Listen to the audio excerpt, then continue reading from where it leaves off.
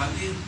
A'udzu billahi minasyaitonir rajim. أعوذ بالله من الشيطان الرجيم. Bismillahirrahmanirrahim. بسم الله الرحمن الرحيم. Allahumma اللهم salli ala صل على sayyidina سيدنا Muhammadin al-Fatih محمد الفاتح lima ughliqa لما أغلق wal khatimi والختم lima sabaqa لما سبق nasir haqqa نصر الحق bil haqqi بالحق ala على hadhihi siratikal mustaqim هذه صراط wa ala المستقيم alihi وعلى آله qadrihi حق wa قدره miqdaril azim. ومقداره العظيم.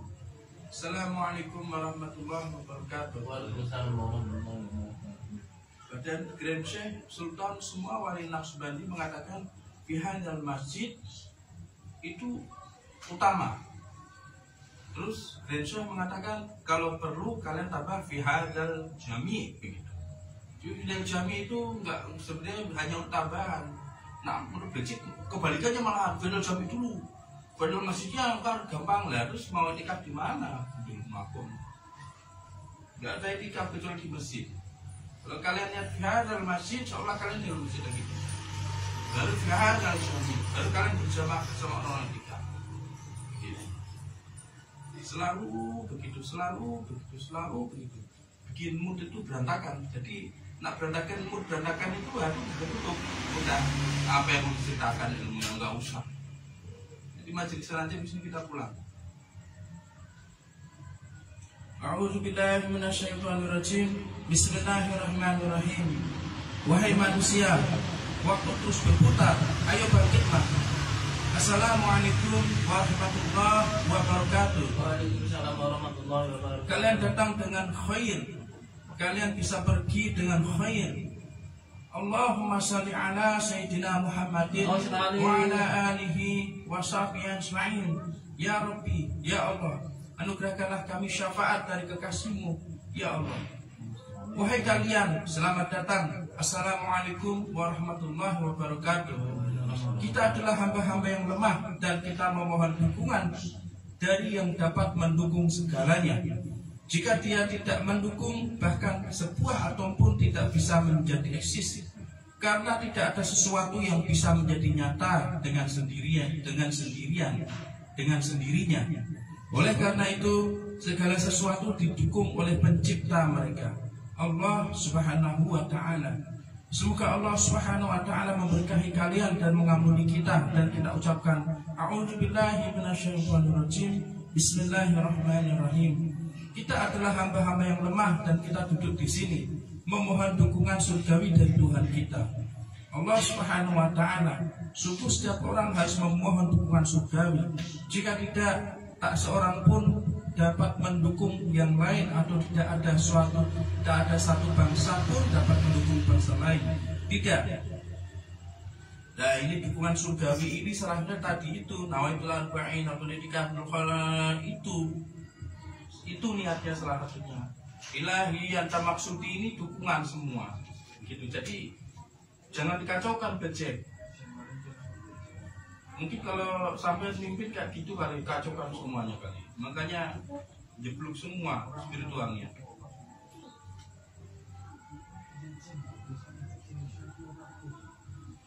Jadi yang kita butuhkan itu kekuatan spiritual dari agama ini, supaya kita ini bisa hidup bersama Allah Subhanahu wa Ta'ala. Karena rohaniah atau spirituality itu merupakan kekuatan bagi jiwa kita untuk menggapai Gusti Allah Subhanahu wa Ta'ala. Itu bersama Gusti Allah Subhanahu wa Ta'ala. Contoh makanan di depan kalian. Ini di depan kalian adalah makanan. Kalau kalian tidak makan, kalian tetap lapar. Walaupun di depan kalian ada makanan yang lezat. Spiritual itu seperti kalian lihat di depan kalian ada makan, lalu kalian makan, baru kalian akan dapat kekuatan dari makanan tersebut, walaupun yang memberikan kekuatan Gusti Allah. Spiritual itu seperti itu.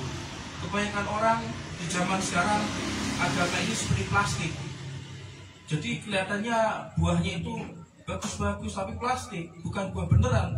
Kalau di depan kita ini buah beneran, maka kalau kita makan ya ada rasanya, ya bisa membuat kita kenyang, bisa menyegarkan tubuh kita. Tapi coba kalau misalnya yang dikasih ke kalian buah plastik, lalu ikannya ikan plastik, nasinya nasi plastik, lalu tahunya tahu plastik, minyak mie plastik, lalu tempenya tempe plastik, kalian bisa makan nggak? Nggak bisa kan? Kalian hanya bisa takjub memandang, karena begitu menggiurkan dengan cat-cat yang indah, dengan warna-warna yang indah, tapi yang nggak bisa dimakan. Kebaikan orang di akhir zaman itu, sekarang ini, orang itu membawa agama ini begitu seperti menggiurkan, ceramah-ceramah yang menggiurkan, wah, gitu kan. Lalu diselipi dengan gojekan-gojekan, guyonan-guyonan, ledek-ledek ya kan, goda-goda yang jamaah perempuan supaya pada respon ya kan, Nah, kalau pulang jangan lupa amplopnya gitu kan, kalau amplopnya belum kasih, laganya muter-muterin jamaah lah, apalah, pada yang ketinggalan apalah gitu kan. Jadi seperti itu. Makanya orang di akhir zaman ini mereka akhirnya agama ini hanya menjadi formalitas KTP, tapi bukan menjadi identitas mereka gitu.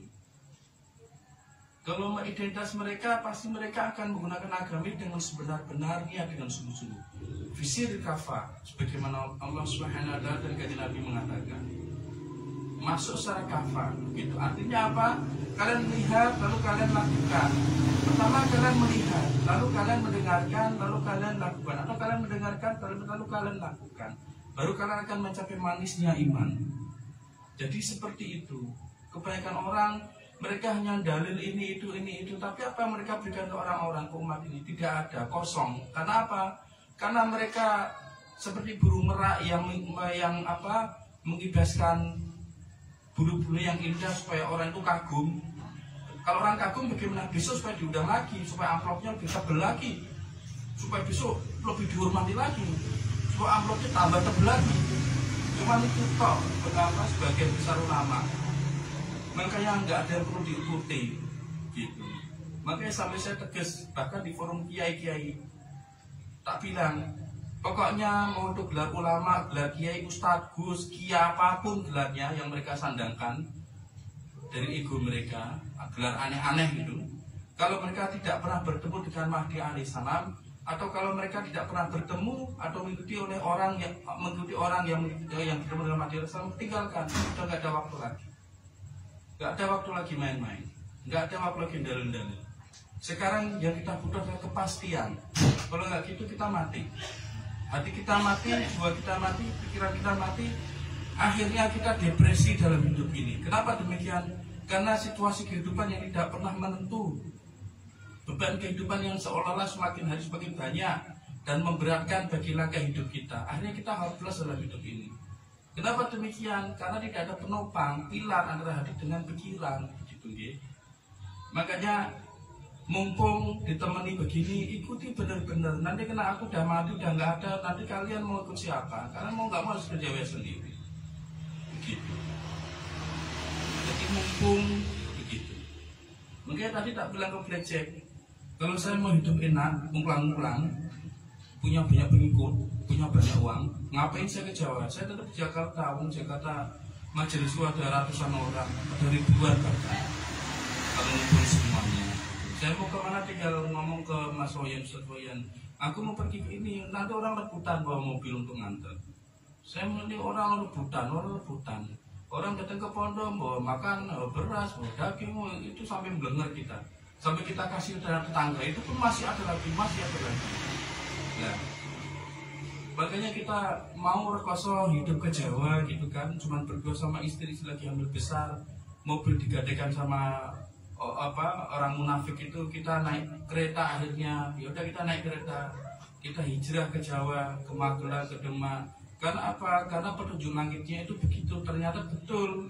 Waktunya sudah dekat, insya Allah 5 tahun lagi perang nuklir. Kalau 5 tahun lagi terjadi perang nuklir beneran, tempat mana yang akan keaman? Kecuali tempat-tempat yang ditunjuk oleh wali-wali Naqsbandi, termasuk Demak, Magelang, Jakarta nggak aman, Jakarta tenggelam, Huru-hara tenggelam, habis semuanya. Begitu, makanya nyiapin tempat di Jawa begitu. Nah kalau misalnya kalian nganggupnya sepele, nggak mau serius, ya udah, tak tinggal ke Magelang aja, saya nggak mau ke Demak lagi. Kemudian saya bangun pabrik di Magelang, saya bikin peternakan sana, begitu kan, nggak usah datang ke masjid di Demak, itu ngapain juga, orang ditemani juga nggak serius, itu. Jadi seperti itu nggih, jaga adab pokoknya. Jangan ngeyel, jangan dului gitu. Itu paling siapapun deh gitu. Kalian sholat, imamnya belum takbiratul ihram, tahu-tahu berarti belum duluan. Sholatnya terima nggak? Nggak diterima. Begitu. Imamnya ruko, berarti langsung sujud. Diterima sholatnya apa sih? Ya nggak diterima gitu. Di mana-mana itu makmum itu ngerti imam, masa harus diceritakan begini terus. Sampai-sampai kalau ada yang terlihat di video ini dikiranya aku sok mau jadi saya gundul ngaku ono. Nah, karena bajitnya begitu, selalu duluin, selalu ngaco, selalu via masjid mau bilang via jami. Gue udah tahu via jami, tapi itu nanti setelah via masjid ini udah tak ulang-ulang begini terus di sini. Kalau di Jakarta nggak ada yang berani begini sih. Jadi seperti itu nggih. Makanya ini kalau ada hater lihat di video kok dikira aku mau sok jadi saya gundulmu apa no. Biar aja mereka mikir begitu. Nggak bisa kalau nggak ditegur begini nanti begitu lagi, nggak begitu lagi. Saya konsentrasi penuh tahu-tahu kacauan lagi. Akhirnya kacau semua. Selalu seperti ini. Memang susahnya apa tuh menurut gitu. Orang suruh babat alas berani nggak ke gunung? Bikin nggak berani, banyak ular, banyak setan, kelajengking dan sebagainya, angker gitu kan. Nah kita itu udah babat alas ke sana kemari itu kan nurut aja di belakang susah kan. Makanya anak saya benar-benar sudah nggak sanggup ya tak tinggal, saya nggak mau lagi ke Demak, nggak mau ke Demak. Udah aku mungkin di Magelang aja, nggak usah di Demak.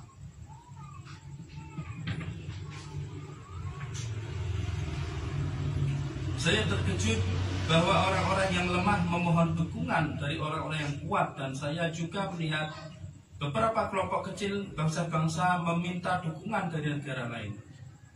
Kita berada di pulau ini, di Siprus. Kita adalah sejumlah kecil penghuni di sini, dan kita meminta dukungan dari Turki.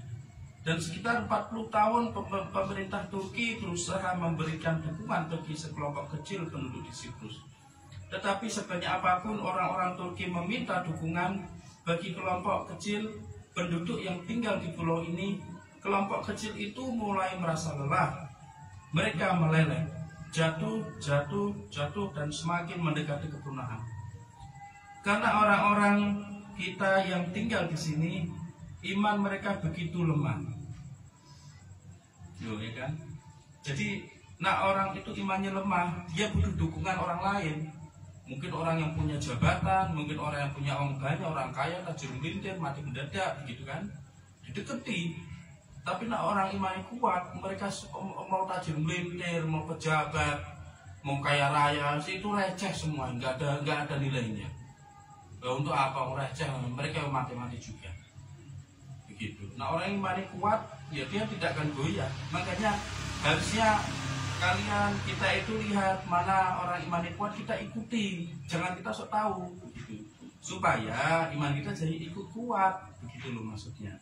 Karena Kanjeng Nabi sudah menceritakan suatu kaum kalau mengikuti kaum yang suatu kaum, kalau seorang mengikuti suatu kaum mengikuti suatu kaum, maka dia akan golongkan kaum tersebut, itu loh. Makanya ikut aja susah gitu. Apa perlu tak suruh bikin zikir Ahlul Azim sehari 3 kali, kuat aja.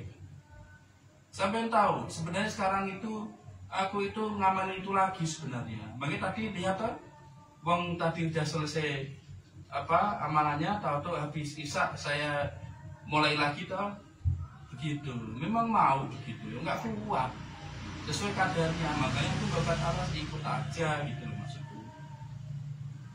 Karena rohaniah itu very dangerous gitu, very dangerous gitu, sangat berbahaya. Nggak percaya, tanya Pak Tulis bagaimana dia kesetrum ketika disentuh istrinya.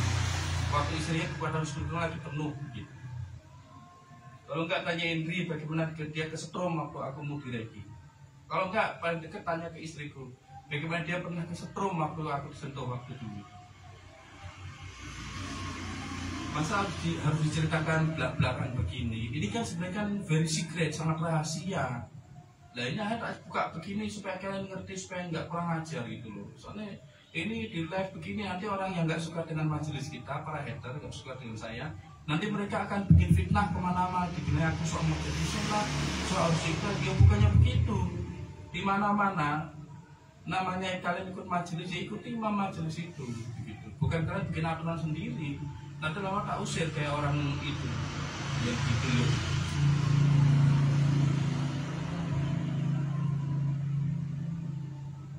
Jadi begitu Jin. Jadi kalau iman kalian kuat, kalian nggak butuh orang lain untuk minta dukungan. Pasti kalian minta dukungan sama Gusti Allah. Mau itu presiden, mau itu gubernur, mau bupati, mau pegawai negeri, mau orang tajur lah, itu semua dobol, mati-mati juga. Dan mereka juga nggak bawa juga apa yang mereka sadarkan.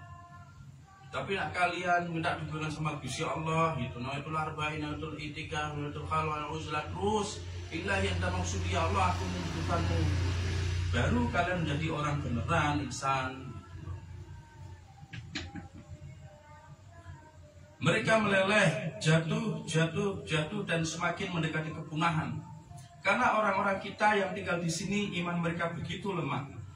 Kalian bisa mengatakan begitu. Mereka kehilangan keyakinan kepada Tuhan penguasa surga. Setiap orang melihat dan meminta dukungan material, tetapi materi tidak pernah memberikan dukungan bagi suatu bangsa atau seseorang. Tetapi tetap saja mereka bersikeras. Jika kami kaya, kami tidak memerlukan dukungan apapun. Mereka masih berpikir dan percaya bahwa hanya aspek materi yang dapat mendukung orang-orang atau perusahaan, atau bisnis, atau bangsa, atau pemerintahan. Tidak pernah. Hal itu sangat jauh. Benar. Kini ada negara pelindung di muka bumi. Amerika Serikat, bangsa Amerika. Mereka berperang di Baghdad, di Irak, tetapi mereka menempatkan segala kemungkinan agar mereka bisa mengendalikan sebuah daerah kecil di Irak. Karena itulah keyakinan mereka berpikir bahwa senjata-senjata atau senjata berkekuatan ultra, bom-bom nuklir, dan pesawat-pesawat dengan kecepatan tinggi, pesawat pemburu dapat membantu mereka. Tetapi benda-benda itu takkan pernah membantu mereka. Itu mustahil. Mereka terkejut, bagaimana mungkin kami tidak bisa mengendalikan sekelompok kecil orang di Irak? Ya, tetapi mereka tidak bertanya. Datang dan bertanyalah kepada saya. Saya seharusnya bertanya kepada kalian. Karena kalian bangsa Amerika, atau Rusia, atau Turki, atau Inggris, atau Cina, atau Jepang. Mereka percaya kepada aspek-aspek materi. Namun aspek-aspek materi itu tidak pernah membantu mereka. Tidak. Tetap saja mereka terkejut, takjub. Bagaimana agar kita bisa menjadi pemenang? Mula-mula kami melakukan sesuatu dan kami mengira bahwa kami telah menang. Kami adalah pemenang. Tetapi kemudian tetap saja 2 tahun atau lebih mereka lihat dan saksikan sendiri bahwa mereka tidak seperti itu. Mereka bukan pemenang. Di depan mereka tidak ada bala tentara.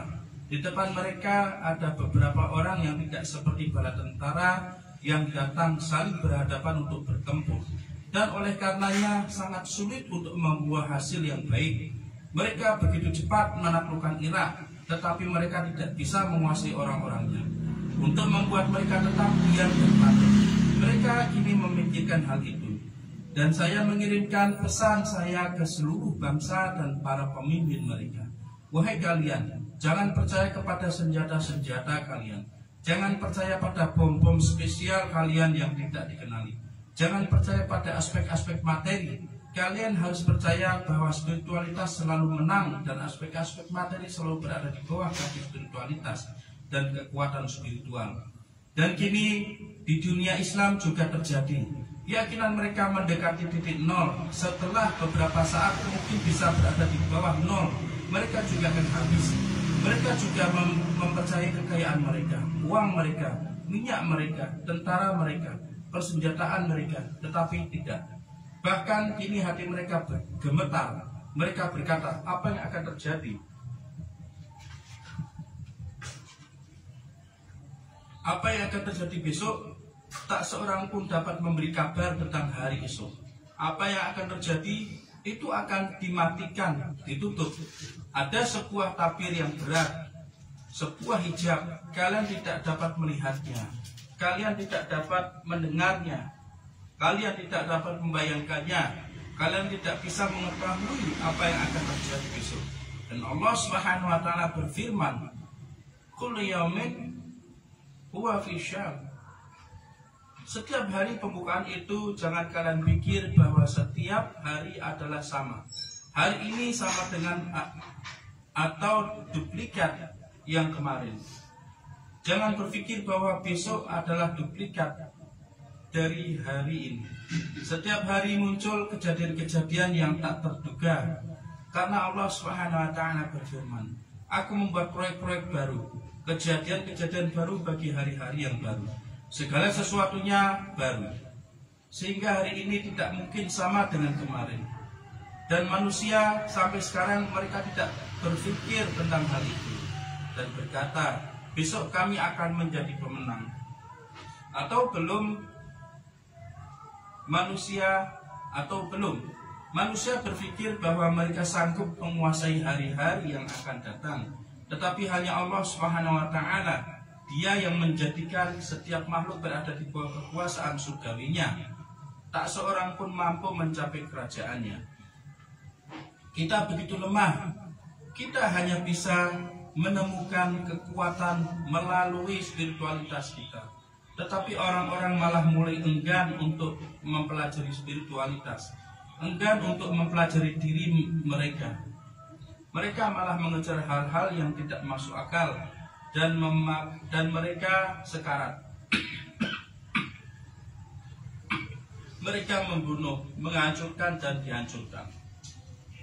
Wahai manusia, jika kalian bisa sampai bukannya abad ke-21 tetapi abad ke-21.000, jika kalian melewatinya, aturan itu tidak akan berubah.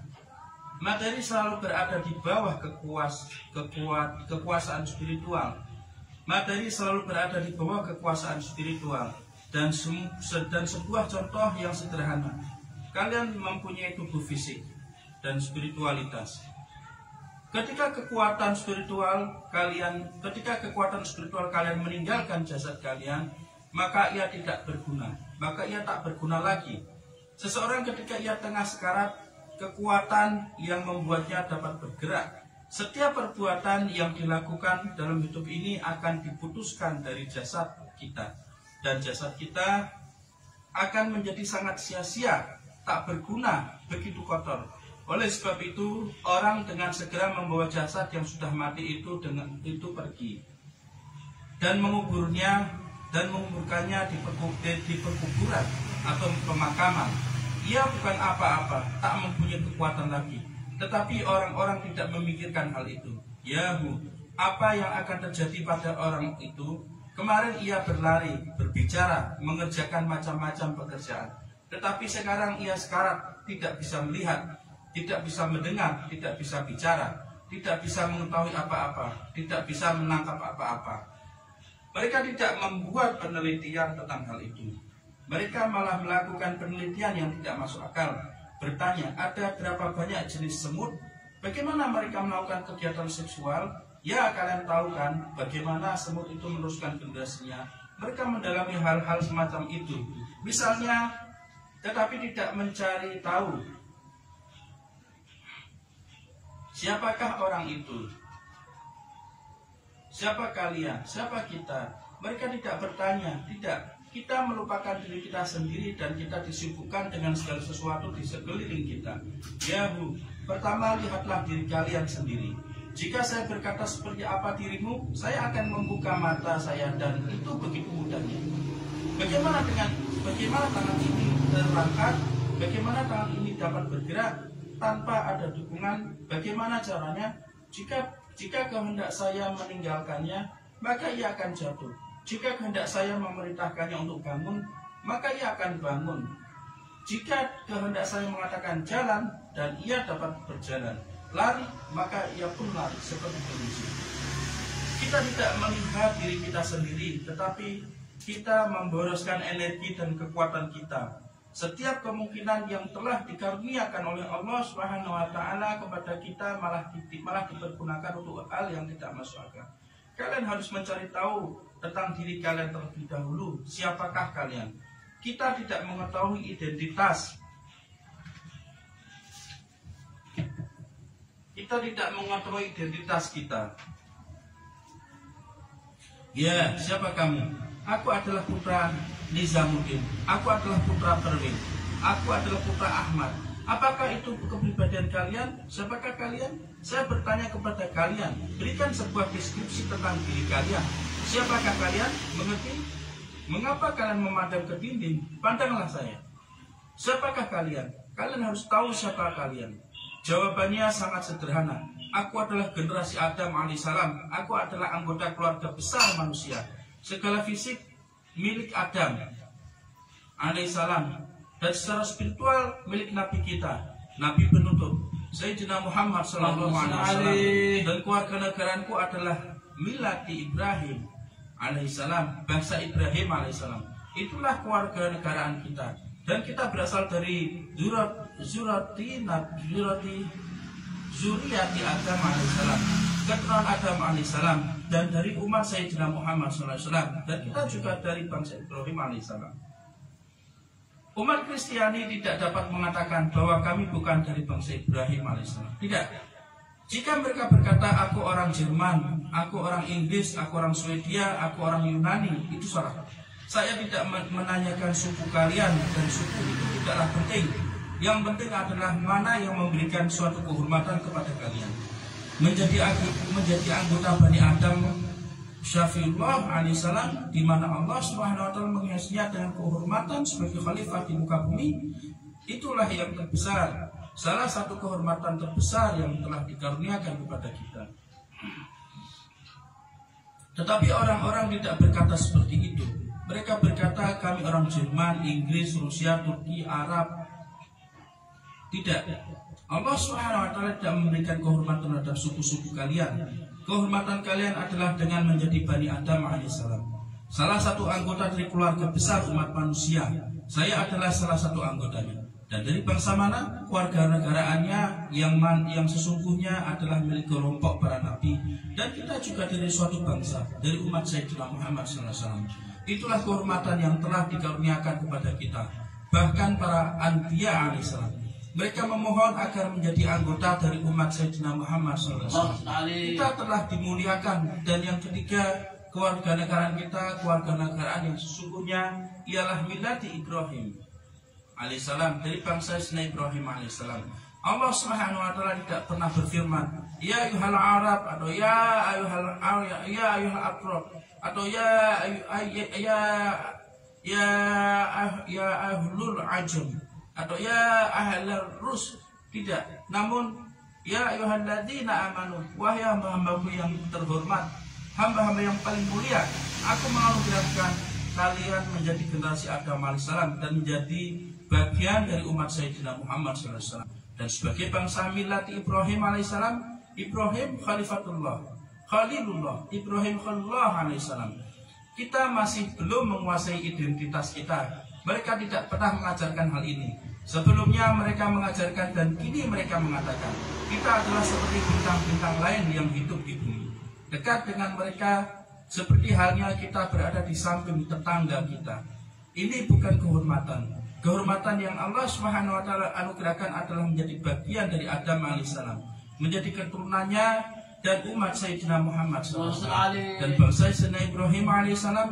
Semoga salam dan berkah atas mereka, kedamaian atas mereka, dan kehormatan atas mereka. Siapa yang meminta untuk bersama mereka akan dikaruniai kehormatan yang lebih dan lebih lagi. Kini umat manusia berada di jalan yang salah. Pendidikan mereka berada di jalan yang salah. Ajaran mereka berada di jalan yang salah.